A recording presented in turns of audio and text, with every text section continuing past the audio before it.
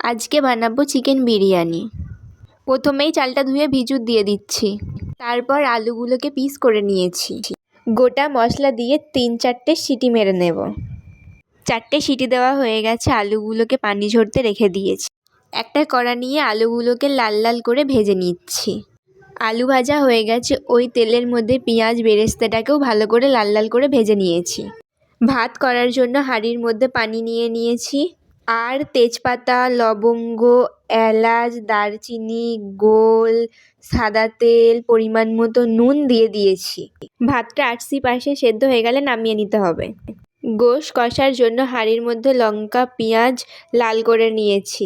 সব ধরনের মশলা দেওয়া হয়ে গেলে অল্প অল্প পানি দিয়ে ভালো করে কষিয়ে নিতে হবে। কষানো হয়ে গেলে ধনেপাতা দিয়ে নামিয়ে নেব। একটা বাটিতে গরম পানি আর দুধ পাউডার একটু গুলে নিয়েছি, আর একটা বাটিতে কেওড়া পানি, গোলাপ পানি আর মিঠা আতর গুলে নিয়েছি। ভাত সাজার জন্য হাঁড়িটাকে একটু ঘি দিয়ে গরম করে নিয়েছি।